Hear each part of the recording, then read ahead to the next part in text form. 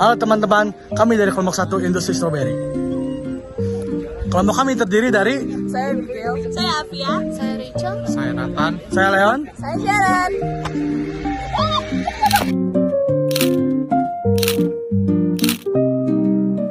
Industri stroberi di Pangalengan berperan penting dalam ekonomi karena memberi penghasilan bagi warga lewat kebun, produk olahan, dan wisata. Dari sisi budaya, tempat ini jadi identitas Pangalengan sebagai industri penghasil stroberi, serta membuat daerah ini dikenal lewat kegiatan petik stroberi yang juga menjaga kebiasaan masyarakat dalam mengolah hasil pertanian. Keunikan Pangalengan dalam industri stroberi adalah para pengunjung tidak hanya bisa membeli buah yang sudah dipanen, tetapi juga diperbolehkan untuk memetik langsung stroberi segar dari kebunnya. Hal ini memberikan pengalaman berbeda karena wisatawan bisa merasakan sensasi untuk memilih, memetik, sekaligus langsung mencicipi stroberi yang segar. Ya Bun, ada mukbangan strawberry. Ya ada. Nama teteh siapa? Ininya petani sama pengelola.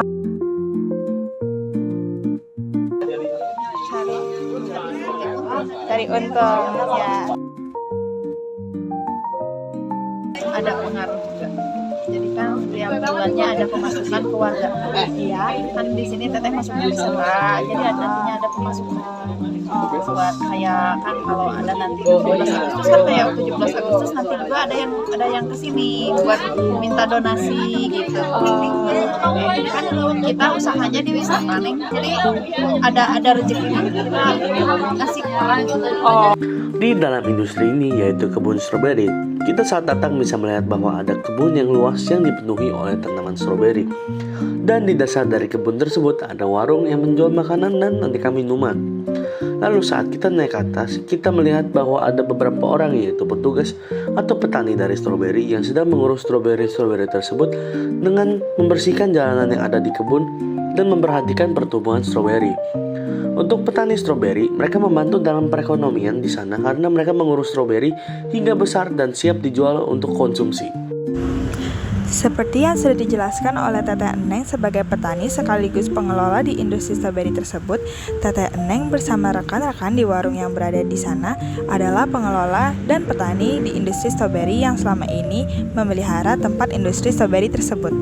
Teteh Eneng dan rekan bekerja sebagai petani dan pengelola untuk mencari nafkah bagi keluarga mereka yang tinggal di daerah setempat. Mereka semua tidak hanya bekerja untuk memelihara industri stroberi saja, tetapi juga melakukan dana bantuan atau donasi untuk masyarakat lewat penjualan dan mengelola di industri stroberi ini. Seperti contohnya melakukan donasi saat ada acara-acara kemerdekaan, 17-an, dan lain sebagainya.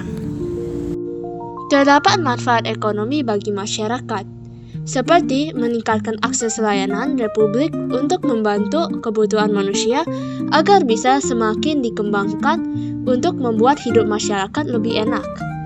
Contoh seperti pajak yang diambil untuk membangun infrastruktur jalan, menjaga kesehatan masyarakat, dan lain-lain. Terdapat perbedaan ekonomi agar ekonomi tidak tergantung pada satu sektor saja. Ini dilakukan agar ekonomi bisa tetap stabil walaupun satu sektor sudah mulai turun. Contoh seperti pertanian dan pengalengan. Jika pertanian turun, ekonomi akan masih tetap stabil karena adanya industri yang lain di pengalengan. Ekonomi juga dapat bermanfaat dalam pembangunan daerah, seperti pembangunan berkelanjutan, yang bisa membantu menjamin terjadinya berkelanjutan dalam jangka panjang. Contoh seperti bagi petani yang memastikan dan menjaga sumber daya alam dan lain-lain agar bisa tetap tahan dalam waktu yang lama. Penggunaan teknologi dan inovasi di mana dilakukan investasi dalam teknologi yang bisa membantu manusia dan sumber daya manusia agar bisa membantu mendorong penghasilan produktif. Contoh kejadian ini adalah teknologi dilakukan di pengalengan untuk membantu proses. Dan pekerja diajar untuk bisa membantu meningkatkan efisiensi. Di kebun stroberi Pengalengan, kami belajar kalau kelompok sosial itu penting dalam kegiatan ekonomi. Petani di sana bekerja sama menanam, merawat, sampai memanen stroberi. Hasilnya dijual langsung ke pengunjung ataupun ke pasar. Ada juga pedagang kecil, warung, dan jasa transportasi yang ikut terbantu karena banyak wisatawan datang.